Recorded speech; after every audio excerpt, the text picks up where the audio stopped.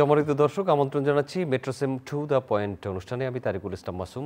যেখান থেকে আমাদের সাথে যুক্ত হয়েছেন, শুভেচ্ছা সবাইকে।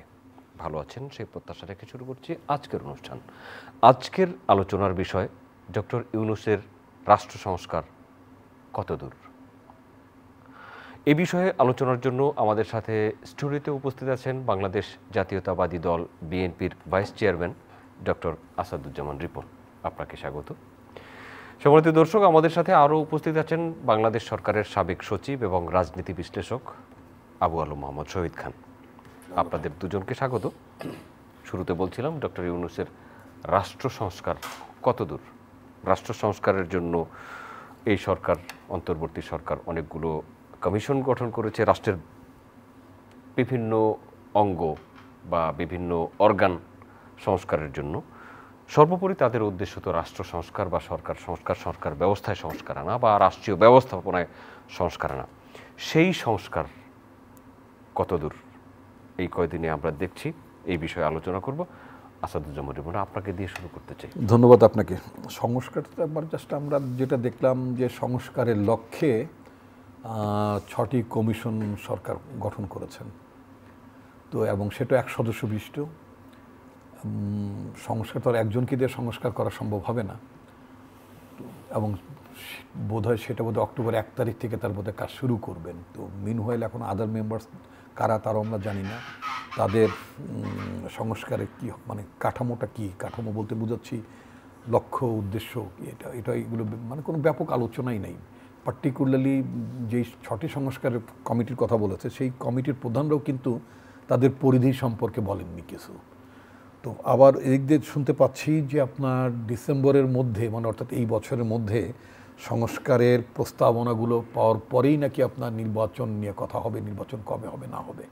এখন কথা হচ্ছে কি যে আপনার যারা সংস্কার করবেন তারা সব বিদগ্ধজন, এতে কোনো সন্দেহ নেই। তাদের প্রতি যথেষ্ট সম্মানও আছে, আমাদের আস্থারও কোনো ঘাটতি নেই। কিন্তু কথা হচ্ছে যে মানে পুরো বিষয়টা হচ্ছে রাজনীতির বাইরে দেশটা তো আসলে রাজনীতি দ্বারা পরিচালিত হয়। রাজনীতিকরা দেশটা পরিচালনা করেন একটা আমি বলতে চাই একটা পলিটিক্যাল অ্যাডমিনিস্ট্রেশন। তো পলিটিক্যাল অ্যাডমিনিস্ট্রেশনের মাথায় বা তাদের ধারণার মধ্যে যে সংস্কারের বিষয়গুলো থাকে, যারা ঠিক রাজনীতির বাইরে আছেন তারা যে অনুভব করেন না, একটা হচ্ছে যে আপনার প্রয়োজনীয়তা অনুভব করার বিষয়, আরেকটা হচ্ছে যারা সক্রিয়ভাবে ওই ক্ষেত্রেই কাজ করেন তারা যেটা এই ল্যাপসেসগুলো যারা দেখেছেন। মনে করেন যদি আমাদের দলের কথাই যদি বলি, আমাদের গত 15 বছর অভিজ্ঞতা কি, আমাদের 15 বছর অভিজ্ঞতা হচ্ছে যে একটা দলীয় প্রশাসন বা দলীয় সরকার যদি ক্ষমতায় থাকে তাহলে সেই সরকার অধীনে একটা নির্বাচন হয় না। এটা মোটামুটি প্রমাণিত। আমরা যেটা দেখলাম যে প্রধানমন্ত্রী এবং প্রেসিডেন্টের ক্ষমতার একটা ভারসাম্য থাকা দরকার। এটা আমাদের দলের তরফ থেকে আমাদের পার্টি চেয়ারপারসন বেগম খালেদা 2017 সালে তিনি কিন্তু বলেছেন যে প্রেসিডেন্ট প্রধানমন্ত্রীর ক্ষমতার মধ্যে ভারসাম্য রাখার প্রস্তাবনা তিনি দিয়েছেন। তিনি বলেছেন যে মানে 2 দফার বেশি, 2 টার্মের বেশি প্রধানমন্ত্রী মানে ক্ষমতা থাকা উচিত না, অর্থাৎ একজন ব্যক্তি 2বারের বেশি ক্ষমতা থাকবেন না। মার্কিন যুক্তরাষ্ট্র বা আরও অনেক দেশগুলোতে হয়তো আছে।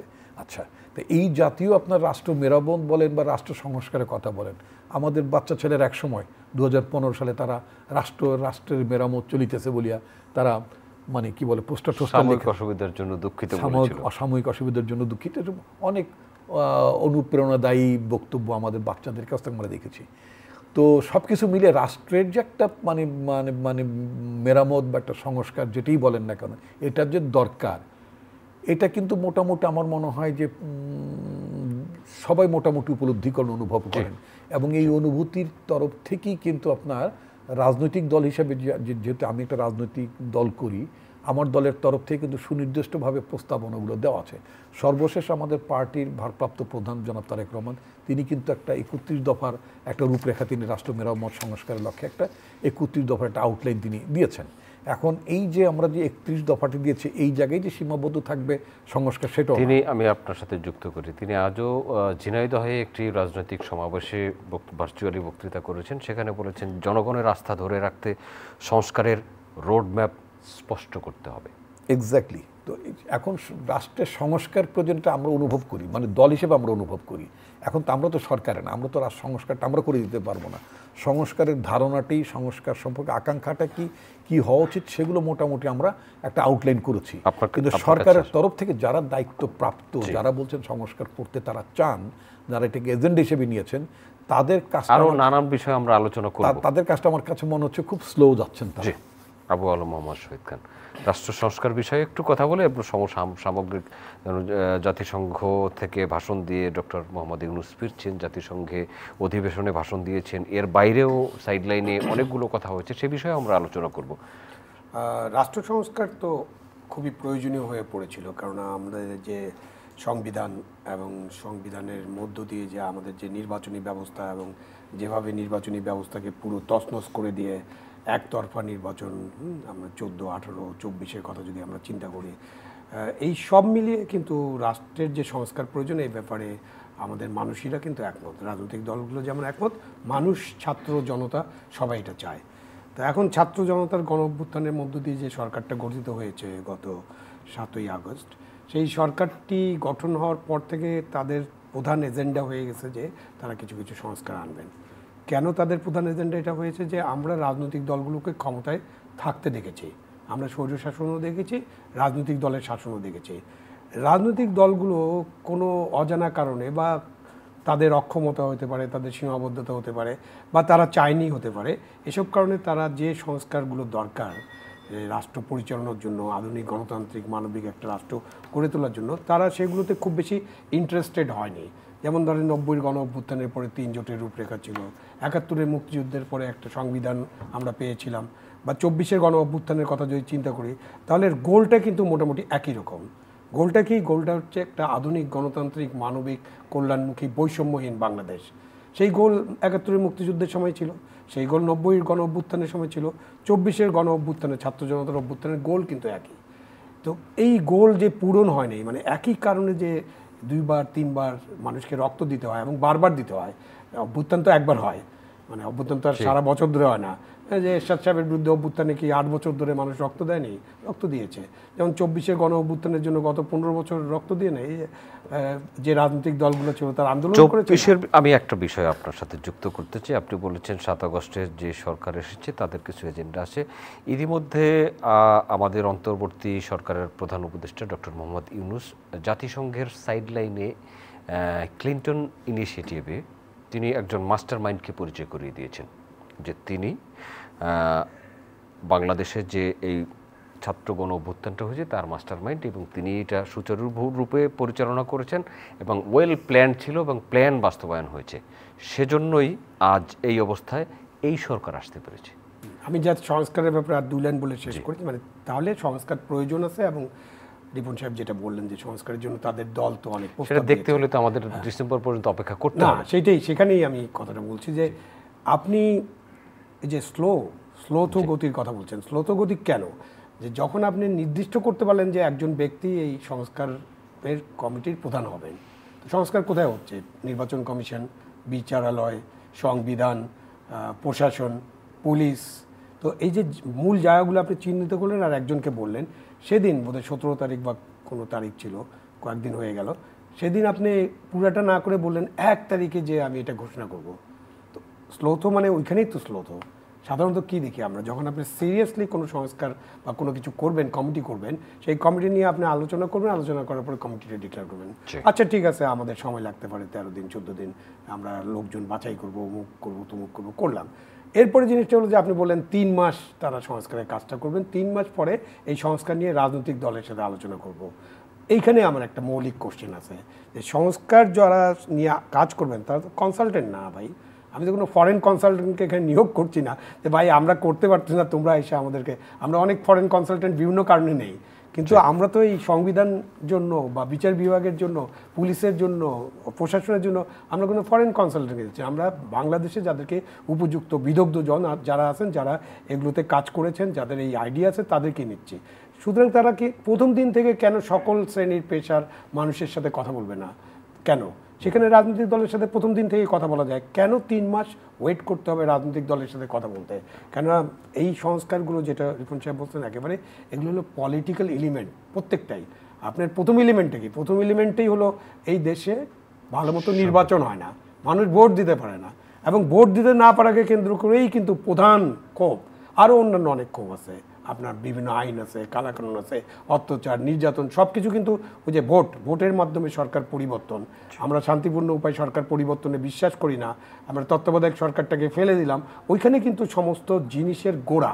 সেইখানে আপনি যখন আলোচনা করবেন এই প্রত্যেকটা সংস্কার কিন্তু একটা রাজনৈতিক উপলব্ধির বিষয়, তো সেই জায়গাটা চিন্তা করতে হবে। আর দ্বিতীয় যেটা আপনি বললেন যে ইউনূস সাহেব এখন ফেরত যাত্রায় হয়তো আছেন এবং উনি জাতিসংঘে ওনার সাথে অনেক বড় বড় মানুষের দেখা হয়েছে, অনেক বিশ্ব নেতৃত্বে দেখা হয়েছে, এমনকি প্রেসিডেন্ট বাইডেনের সাথে ওনার আলাপ হয়েছে। উনি একটা অনুষ্ঠানে যোগ দিয়েছিলেন, ওখানে একজন মাস্টার মাইন্ড হিসেবে একজনকে পরিচয় করে দিয়েছেন, এবং ওই যে আপনি যে কথাগুলো বললেন এই কথাগুলো উনি বলেছেন। সেটা নিয়ে বিরূপ বা পক্ষ বিপক্ষ অনেক আলোচনা হচ্ছে। Master mind of A movement, এই মাস্টার মাইন্ড শব্দটার মধ্যে কিন্তু একটা নেতিবাচকতা আছে, যে একটা আন্দোলনকে, এগুলো তো রিপন সাহেবরা অনেক দিন ধরে, আমি একজন ছাত্রকর্মী ছিলাম, ওনারা তো অনেক দিন ধরে রাজনীতিতে আছেন, আন্দোলন করেন। একটা আন্দোলনকে আপনি দেখেন, আইয়ুব খানের সময় দেখেন না, 62 থেকে আন্দোলন শুরু হয়েছে, 69 এসে যেদিন আসাদ মারা গেল সেদিনই আগুন জ্বলে গেল, বারুদে স্পার্ক, মানে এটা আমরা বলি দিয়াশলাইয়ের কাঠি, বারুদ তৈরি হয়েছে কাঠি দেওয়া। আপনি 90 সালে 82 সাল থেকে সরকার বিরোধী আন্দোলন হয়েছে, এরশাদ বিরোধী আন্দোলন, অনেক আন্দোলন, ভোট হয়েছে, ভোট হয়নি, ভোটে মারামারি হয়েছে, মানুষ রক্ত দিয়েছে, কিন্তু কবে হলো? যেদিন আমাদের ডাক্তার মিলন মারা গেল সেদিন পুরো ঢাকা শহর ফেটে গেল। তো এই যে আন্দোলনগুলো হয়, আন্দোলনগুলো কিন্তু অনেক দিন ধরে চলে। একটা পর্যায়ে আপনারা জিজ্ঞাসা করতেন এই বিএনপি এত আন্দোলন করে, আন্দোলনের কথা বলে ঘুমায় থাকে বাসায়, যে ওনারা আন্দোলনের ডাক দিয়ে কেউ বের হয় না, আপনারা বলতেন না, জিজ্ঞাসা করতেন কী হবে এইসব আন্দোলন করে। বাট এই যে আন্দোলনগুলো করছে দিনের পর দিন, দিনের পর দিন, দিনের পর দিন, এগুলোর কিন্তু একটা মূল্য আছে, এবং সেইটার মানুষের ক্ষোভ, দুঃখ, বেদনা, বিদ্রোহ, বিক্ষোভ সব কিছু কিন্তু ওইখানে মোটামুটি এক জায়গায় হতে থাকে, একই সূত্রে গ্রথিত হতে থাকে। এবং যখন এটা একদম একটা পিকে যায়, পিকটা কি আপনি দেখেন, এই আন্দোলনে কোটার জন্য আন্দোলন শুরু হলো, কোটা নিয়ে নানান কথাবার্তা হলো, তারপর ঢাকা বিশ্ববিদ্যালয়ে সরকারি ছাত্র দলকে লেলিয়ে দেওয়া হলো, তারপরে আপনি এইটার পরে মানুষ বিক্ষোভে ফেটে পড়লো, ওনারা নৈতিক সমর্থন দিলেন, অন্যান্য রাজনৈতিক দল এগিয়ে আসলো, পরে আপনি যেদিন রংপুর বিশ্ববিদ্যালয়ে আবু সাইদকে হত্যা করা হলো, বা আবু সাইদ যখন শহীদ হয়ে গেলেন, তখন এই যে ভিডিও দেখার পরে কিন্তু আমাদের যে ছাত্র বাচ্চারা, ইভেন আওয়ামী লীগ পরিবারের বাচ্চারা রাস্তায় নেমে আসছিল, আমি অনেক বাচ্চাকে চিনি, নেমে আসলো। কেন? আপনার কাছে এখান থেকে আসবো আসাদুজ্জামান রিপন, আমরা মাস্টার মাইন্ড, জি, আমরা সব যদি প্ল্যান থাকে, সব যদি প্ল্যানটি থাকে, তাহলে এতক্ষণ আবু আলম শহীদ খান যা বললেন সব প্ল্যান মোতাবেকই হয়েছিল। দেখুন, আমি আপনাকে একটা কথা বলি, যে আমরা ফর্মালি আনুষ্ঠানিকভাবে আমরা বলেছি যে আমরা নৈতিক আমরা সমর্থন দিলাম, কিন্তু আমাদের সক্রিয় অংশগ্রহণও ছিল। আমাদের অসংখ্য কর্মী আমাদের মোর দেন 400 আমাদের কর্মী মারা গেছে এই গত আন্দোলনে। প্রতিদিন এমন ছোট ছোট মুহূর্তগুলো তৈরি করে জীবনের গল্প। Hatil, live and relieve.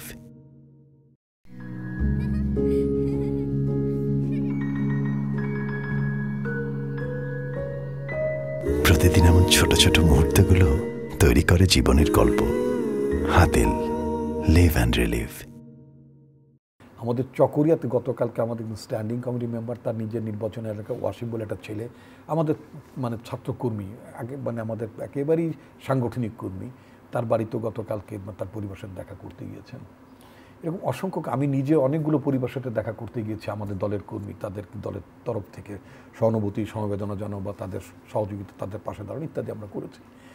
এই যে মাস্টার মাইন্ড শব্দটা আপনি বললেন, আজীব যেন মনে হচ্ছে যে এখানে কেউ একজন পেছন থেকে, মাস্টার মাইন্ড শব্দটা আমি বলিনি, আপনি বলছেন, আমি বলছি যে আমি আলোচনার জন্য উপস্থাপন করেছি। ইউনূস সাহেব বলেছেন, এটা নিয়ে অবশ্য যেটা পত্রিকা রিপোর্ট যেটা দেখেছি, যার উদ্দেশ্যে বলেছেন তিনি নিজেও নাকি বিব্রত, তিনি ওটা নিজেকে দাবি করেন না। তারপরে আপনার উপদেষ্টাদের মধ্যে যে ছাত্র কর্মীটি আছে নাহিদ, সে বলেছে যে আমরা ঠিক এইভাবে নিজেদের কাউকে আমরা মাস্টার মাইন্ড মনে করি না, ইত্যাদি ইত্যাদি। যাই হোক, এখন ইনফ্যাক্ট এই মাস্টার মাইন্ড যে শব্দটি, কনসেপ্টটি, বিষয়টা ইউনূস সাহেব আবার বলছেন যে মানে ছাত্রদের, ইনফ্যাক্ট এটা ছাত্রদের আন্দোলন মানে এটা সমগ্র মানুষের আন্দোলন। আমি যদি এভাবে বলি, আমাদের পার্টির আমার এক কলিগ, তার নাম হচ্ছে বরকতুল্লাহ বুলু, তার ছেলে এই আন্দোলনে ছিল। মানে আমি যদি বিএনপির অংশগ্রহণটা ছিল ওই কথাটাই বলি, তার ছেলে ওই আন্দোলন করতে গেছে এবং মানে মাঠ থেকে সে গ্রেপ্তার হলো। তাকে যখন মানে কারাগারে নিয়ে যাচ্ছে, কোর্টে যখন উঠাচ্ছে, তখন তার মা মিসেস বরকতুল্লাহ বুলু, আপনি দেখবেন একটা ভিডিও ব্যাপক ভাইরাল হয়েছে, ওকে সাহস দিল যে মা ছেলেকে বলে যে নো ওয়ারিজ, এক্স্যাক্টলি। তো এই যে বিষয়গুলো, মায়েরা মাঠে নেমেছে, বোনেরা মাঠে নেমেছে, কে না নেমেছে, শিক্ষকরা নেমেছেন এবং তারা শিল্ড হয়েছেন, শিক্ষকরা নেমে ছাত্রদের প্রোটেক্ট করেছেন এবং শ্রমিক শ্রেণীর মানুষ পর্যন্ত নেমেছেন। আপনি যারা বিশেষ করে যারা এই আন্দোলনে যারা ক্ষতিগ্রস্ত, যাদের চোখ হারিয়েছে, পা হারিয়েছে, মানে যারা মোস্টলি কিন্তু আপনার মানে অর্থনৈতিকভাবে খুব দরিদ্র শ্রেণীর মানে মানে ছেলে, রিকশাওয়ালা, চা বিক্রেতা। সুতরাং এই এবং যখন বলে যে আন্দোলনটা ছাত্রদের ছিল, আন্দোলন 52 সালের আন্দোলনটা ছাত্রদেরই ছিল, 62-র আন্দোলনটা ছাত্রদেরই ছিল, 69-এর আন্দোলনটা ছাত্রদেরই ছিল। কিন্তু ওখানে তোফায়েল আহমেদ বা অন্য যারা, রাশেদ খান মেনন, তারা কিন্তু 69-এর গণ অভ্যুত্থানের পরে তারা যে কিন্তু ক্ষমতায় যে বসেননি। বিষয়টা হচ্ছে যে অফকোর্স যা পিছু টানটা থাকে না কাদের, ছাত্রদের। আমাদের একসময় পিছু টান ছিল না, এখন আমার পিছুটা, আমি বিয়ে থা করেছি, আমার বউ আছে, বাচ্চা আছে, তো সুতরাং আমাকে বাড়িতে বেরোতে গেলে আমার মেয়ে হয়তো জিজ্ঞেস করবে, বাবা কোথায় যাচ্ছ, হয়তো স্ত্রী বলবে কখন ফিরবে। এটা হয়তো দেখা গেল যে একসময় 30 বছর আগে এই কথা বলার কেউ ছিল না, বাস্তবেই ছিল না। আর আমার জন্য তো একেবারেই ছিল না, কারণ ছোটোবেলা মা মারা গেছে, বাবাও মারা গেছেন, তো ফলে আমি একেবারেই বলা যে এটা ছন্ন ছড়া মানুষ ছিলাম। সুতরাং আমি মরে গেলেও আমার জন্য কাদার লোক ছিল না। সুতরাং আমি খুব ডেসপারেটলি আমি আন্দোলনে সংগ্রামে অংশগ্রহণ করতে পারতাম এবং করেছিও। এখন আমার বক্তব্য হচ্ছে যে এই সমগ্র আন্দোলনগুলোতেই কিন্তু আপনার মানে সাধারণ মানুষের অংশগ্রহণ ছিল। আমাদের মহান মুক্তিযুদ্ধ তো বটেই, তাই না? শুধু এটাকে যখন ঠিক আলাদা করে ফেলা হয় যে এটা ছাত্রদের আন্দোলন ছিল, ফলে হবে কি, একটি বিশেষ শ্রেণী মনেই করতে পারে, তাদের একটা ধারণা হতে পারে যে আমরাই হয়তো মাস্টার মাইন্ড। আসলে না, মাস্টার মাইন্ড হচ্ছে এই দেশের জনগণ যখন আন্দোলন। আপনি আরেকটা কথা বলেছেন, ইয়েস, বিএনপি 16 বছর 15 বছর মাঠে ছিল, আপনি নিজেও তো মানে ছাত্র আন্দোলনের সাথে আপনিও ছিলেন। আন্দোলনের তাল, লয়, মাত্রা বলে থাকে। আপনি হঠাৎ করেই যখন আপনি একটা গান ধরেন, রবীন্দ্রসঙ্গীত বলেন অথবা নজরুল গীতি বলেন অথবা আপনি মানে কি আরও কী গান টান আছে, আমরা তো আগের আমলের আমার হয়তো জানিও না, যাই হোক। তো গানের কি একটা প্রথম লয়তেই কি আপনি বলতেন যে গানটা এখানেই শেষ?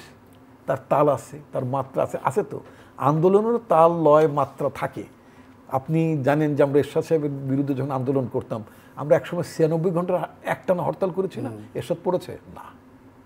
যখন এর মধ্যে কিন্তু নুর হোসেন মারা গেছে, দীপালি শাহ মারা গেছে, অনেক আমাদের সেলিম দেলোয়ারদের ট্রাক তুলেছে, অনেক ঘটনা ঘটেছে।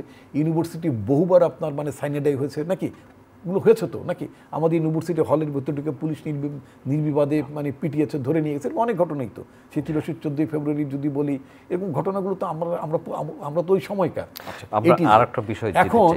এখন আমরা যখন এরশাদের যখন পতন ঘটে গেল, তো আই কুড ক্লেম বা সাম অফ আস আমরা ক্লেম করতে পারতাম, well will be in the government. তখনকার ছাত্র নেতারা আমরা গভর্নমেন্টে থাকবো, আমরা তো গভর্নমেন্টে ছিলাম না। ইনফ্যাক্ট রাষ্ট্র ব্যবস্থাটা সম্পূর্ণ আলাদা এবং এইখানে কখনই এটা মনে করো মানুষের আকাঙ্ক্ষা, মানুষের স্বপ্ন, মানুষ কি চায়, এই মানুষের চাওয়াটা, মানুষের আকাঙ্ক্ষাটা সবসময় ছাত্ররা থাকুন আমাদের সাথে। আমরা আছি চ্যানেল আইয়ের অনলাইন প্ল্যাটফর্মে। জি, তো এখন এই বিষয়টাকে আলাদাভাবে নিলে মনে হবে কি যে যেন মনে হচ্ছে যে মাস্টার মাইন্ড একটা ছাত্র কেউ, অথবা মানে শ্রমিকরা আলাদা কেউ, রাজনৈতিক দলগুলো আলাদা কেউ, প্রত্যেকটা মানে বিশেষ করে আপনার যারা এই সরকারের পতন চেয়েছিল, যারা এক দফার আন্দোলন আমরা যারা ছিলাম, মানে বিএনপি সহ যে সমস্ত রাজনৈতিক দলগুলো আন্দোলন ছিল, ইনক্লুডিং সিপিবি, আমাদের জোটে ছিল না বা আমাদের প্যারালেলি আমাদের সাথে ছিল না, বাট সিপিবি বা সাথে অসংখ্য রাজনৈতিক দলগুলো, তারা কি আপনার মানে এই সরকারের বিরুদ্ধে এক দফা আন্দোলন, তারাও তো ছিল।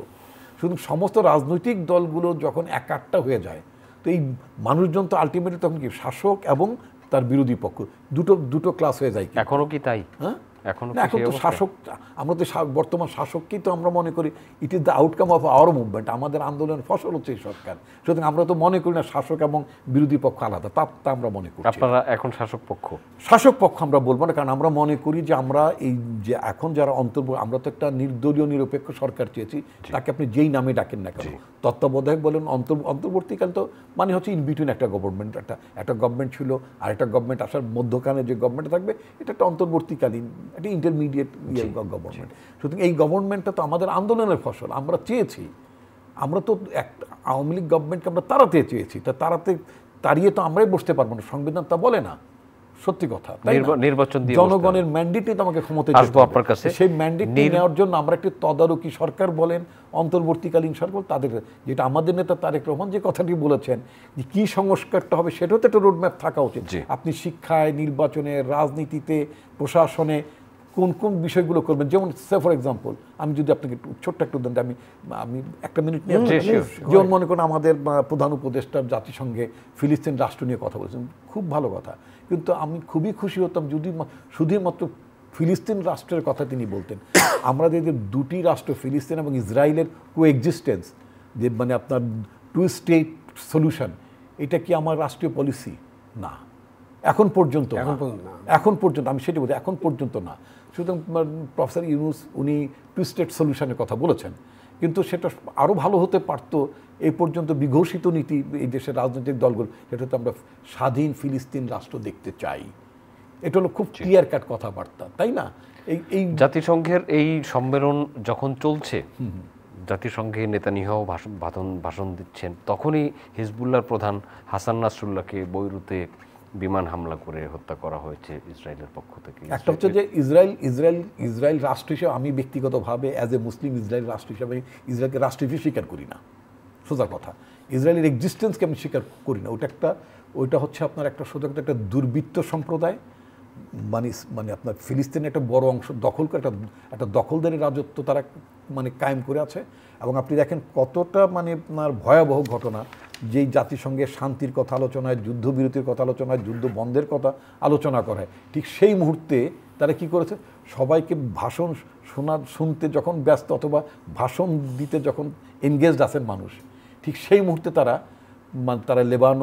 লেবাননে হামলা করে আরেকটা গাজা পরিস্থিতি তারা তৈরি করছে।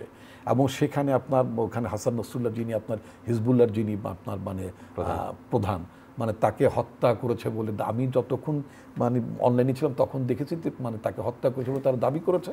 এখন আমি জানি না এক্স্যাক্টলি হিজবুল্লাহর তরফ থেকে এটা মানে অ্যাডমিট করা হয়েছে কিনা, যে স্বীকার করেছে। এবং ইসরায়েলের পক্ষ থেকে আরো বলা হয়েছে যে উত্তরে এবং দক্ষিণে অথবা যত দূরেই ইসরায়েলের বিরুদ্ধে যারাই এরকম পরিকল্পনা করবে তাদেরকে আঘাত হানতে তারা সক্ষম। হ্যাঁ, এবং সেটারও রিটালিয়েশন করা, সেটার উত্তর দেওয়ার জন্য বোধহয় অন্যদের এখন প্রস্তুত হতে হবে। কিন্তু তাতে করে যেটা হবে কি, সমগ্র বিশ্ব, কারণ আমেরিকা তো কদিন আগে বোধহয় আবার $8.5 বিলিয়ন, আমেরিকাই তো জাতিসংঘের সম্মেলন চলছে।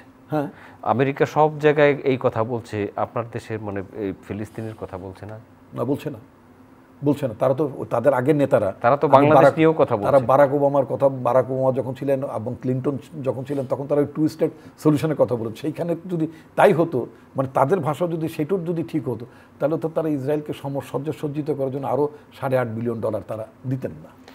এটা আমরা কন্ডেম করি। আমরা ওই অঞ্চলের মানুষের শান্তি কামনা করা ছাড়া তো আর আমাদের কিছু করার নেই।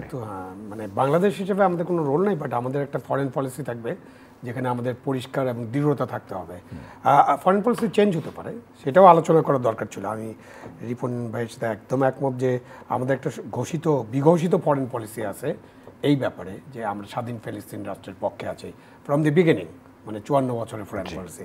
হ্যাঁ, আমরা যদি এখন মনে করি যে না ঠিক আছে, আমাদের এই যা হচ্ছে এবং এটা যদি বিশ্ব শান্তি নষ্ট করে, তাহলে আমাদেরকে ওই যে 2 স্টেট সলিউশনে যেটা UN রেজলিউশন আছে, সেখানে আমরা আবার ভোট দিয়েছি, কিন্তু তো 2 স্টেট রেজলিউশনে আমরা যেতে পারি। বাট ওটাও কিন্তু একটা আলোচনা করে ওই পলিসিটাকে অ্যাপ্রুভ করতে হবে, করে ডিক্লেয়ার করলে ভালো।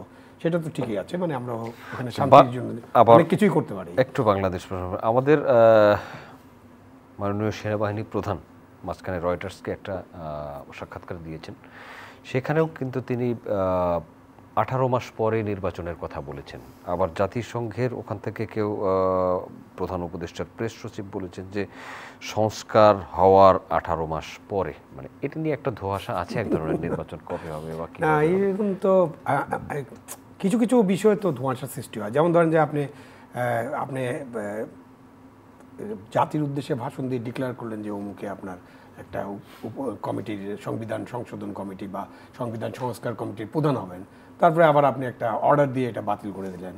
ওই যে আপনার টেক্সট বুক একটা ঠিক করার জন্য একটা কমিটি করা হয়েছিল, কালকে একটা মিছিল হয়েছে, আজকে ওই পুরা কমিটি বাতিল। মিছিল হয়েছে যে দুজনকে আমরা দেখতে চাই না, পুরা কমিটি বাতিল। এখন আপনার এই যে তার ছাত্ররা সচিবালয়ে ঢুকে গেল, তারা পরীক্ষা দেবে না, পুরো পরীক্ষা আমি বাতিল করে দিলাম শুধুমাত্র কয়েক ঘন্টার চিন্তা ভাবনায়। তো সরকারের অনেকগুলো পদক্ষেপ আমরা যেটা দেখছি যে মানে সরকারের উপর একটু চাপ সৃষ্টি করলে বা একটা মিছিল মিটিং দেখলে সরকার ভরকে যাচ্ছেন কিনা এরকম একটা প্রশ্ন আসতে পারে যে আমরা কি ভয় পেয়ে যাচ্ছি কিনা। তো এই যে ভয় পেলে তো সরকার চলবে না। সরকার একটা বিষয়টাকে আসলে ঠিক ভয় দেখছেন, আমার কাছে মনে হচ্ছে মোর অ্যাকোমোডেটিভ মনে হচ্ছে গভর্নমেন্ট। ভয় পাচ্ছেন না নিঃসন্দেহে, কারণ একটা সরকার স্ট্রেন্থ দুটো লেভেলে থাকে। প্রথম হচ্ছে সরকারটা যদি খুব জনগণ সমর্থিত সরকার থাকে, আর প্রশাসন পুলিশ এটা তো থাকতেই হবে, এটা তো জনগণ সমর্থিত সরকার। যেহেতু এই সরকারের ভয় পাওয়ার তো কোনো কারণ নাই। একটা হচ্ছে যে সরকার একেবারেই জনসমর্থিত সরকার, মানে একারটাই সরকারের পেছনে। নাম্বার 2 হচ্ছে যে আমাদের সশস্ত্র বাহিনী, আমাদের সেনাবাহিনীর প্রধানের যে কমিটমেন্ট, তিনি যে কথা বলেছেন, আমরা তো খুবই আশান্বিত। সুতরাং প্রফেসর ইউনূস সেখানে তো জিজ্ঞাসা করছেন যে ওখান থেকে আবার বলা হলো যে 18 মাস সংস্কার হওয়ার 18 মাস পরে, তাহলে ঠিক আছে, সেটা কিন্তু একটা টাইম আছে। তার মানে আমরা ধরে নিতে পারি 3 মাস হলো সংস্কারের কমিটিগুলো কাজ করবে, 3 মাস পরে রাজনৈতিক দলের সাথে আলোচনা হবে, তাহলে 6 মাস আর 18 মাস, তাও 24 মাস। মানে আমরা যদি ওনাদের ক্যালকুলেশনটা নেই তাহলেও কিন্তু 24 মাস। কিন্তু যখন এইভাবে বলে যে সংস্কার হওয়ার পরে 18 মাস, তখন আবার জিনিসটা এত ডাইলিউট হয়ে যায়, তখন মনে হয় এটা কি অনন্তকাল ধরে চলবে। সংস্কারের ব্যাপারটা কিন্তু ক্লিয়ারলি আমাদেরকে বুঝতে হবে। সংস্কার কিন্তু একটা চলমান প্রক্রিয়া এবং সংস্কার কিন্তু চলতে থাকবে। এটা যেহেতু উনি আছেন, ওনাদের দল সংস্কারের পক্ষে আছে, আমাদের দল প্রত্যাশা করবো যে ওনারা তাদের এই যে অঙ্গীকার, সেই অঙ্গীকারে কঠোর থাকবেন, মানে অঙ্গীকার থেকে সরবেন না।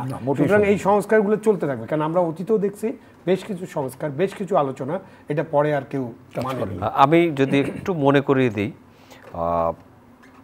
2007-এর 1/11-এর যে তত্ত্বাবধায়ক সরকার ছিল, সেই সময় কিন্তু খুব জোরে উচ্চারিত হয়েছিল রাষ্ট্রপতি এবং প্রধানমন্ত্রীর ক্ষমতার ভারসাম্য।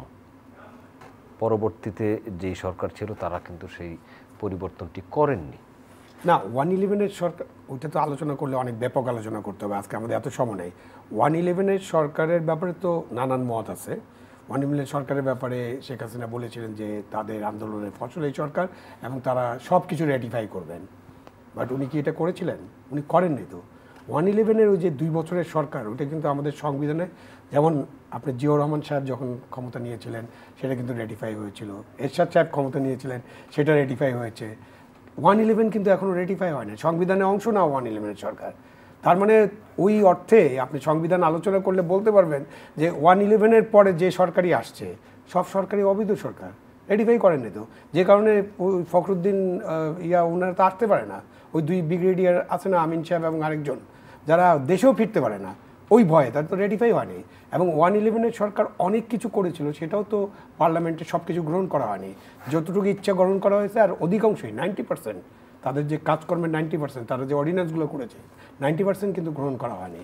সো এই সরকারের যে সংস্কার হবে, সেই সংস্কারগুলো জনগণের কল্যাণে হবে এবং জনগণের জন্য সংস্কারটা হবে, রাষ্ট্রকে সুন্দর করার জন্য সংস্কার হবে, একটা ভালো নির্বাচনের জন্য সংস্কার হবে। এবং এই সংস্কারগুলো রাজনৈতিক দলগুলোকে রেটিফাই করতে হবে। প্রথমে সংসদে যাওয়ার আগেই ওনাদেরকে কমিট করতে হবে যে হ্যাঁ, এই সংস্কারগুলোর মধ্যে, হ্যাঁ সে 10টা সংস্কার, এই 10টা সংস্কারের মধ্যে আমরা 8টার ব্যাপারে একমত, এটাই তো আলোচনা হবে। আর 2টা আমরা এখন করছি না, আমরা পরে এটা নিয়ে আলোচনা করব।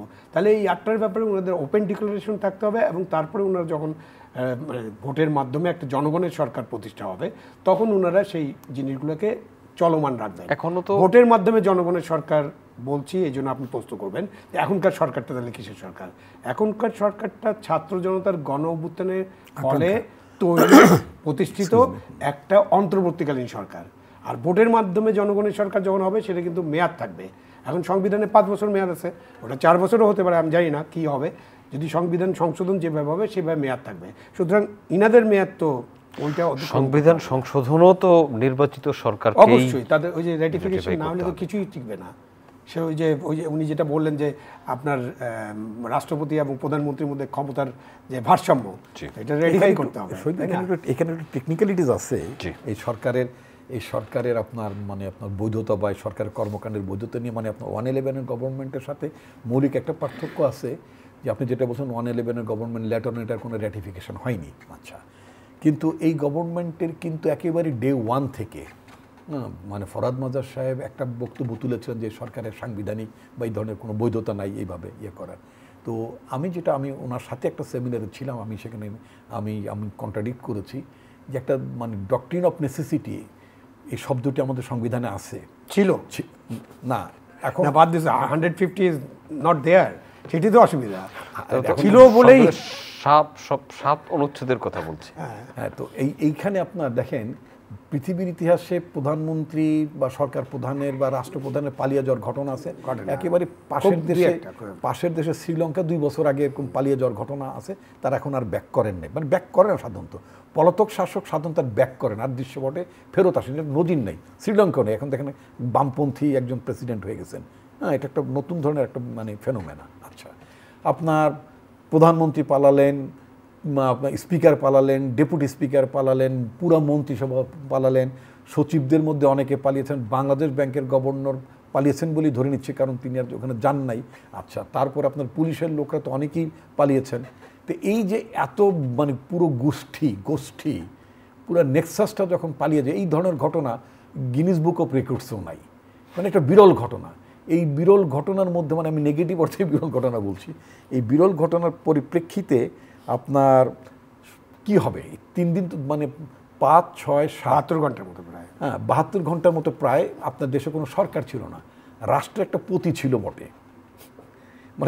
রাষ্ট্রপতি তো এখনো আছেন না, ছিল বলতে ওই 72 ঘন্টাতেও, সেটা বলছি, ওই 72 ঘন্টা তো রাষ্ট্রের পতি ছিলেন, কিন্তু আপনার বাদ রাষ্ট্রপতি ছিলেন আর সেনাবাহিনী প্রধান ছিলেন, আইজি তো ওই প্রতিষ্ঠানগুলো ছিল, সব প্রতিষ্ঠান ছিল না, অনলি সেনাবাহিনী, রাইট।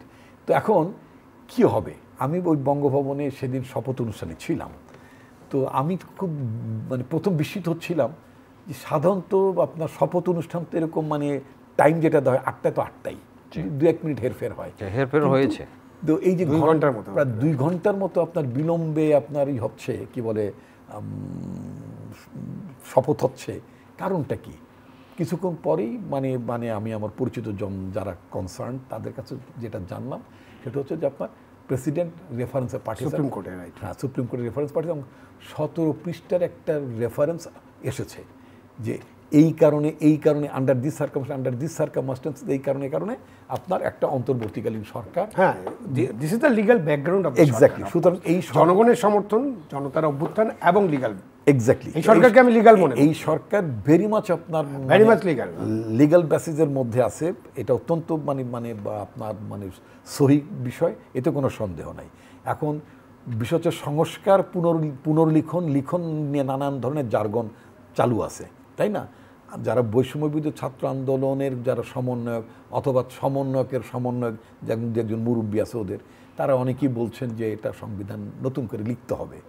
এখন সংবিধান নতুন করে লেখার বিষয়টি কি এক্সিস্টিং সংবিধানে আছে কি না? এই সংবিধানে 1/3 টোটাল 1/3 আপনার আনটাচেবল, তাই না? এই অনেকগুলো জটিলতাও কিন্তু আছে। তো সুতরাং এই জটিলতাগুলো তো মিট করতে হলে আমি বলি টোটাল ক্রাইসিসটা হচ্ছে রাজনৈতিক। আমি যে কথার শুরুতে যেটা বলছিলাম যে সমগ্র বিষয়টা হচ্ছে রাজনীতি কেন্দ্রিক এবং সমাধানটা রাজনীতি কেন্দ্রিকই হতে হবে।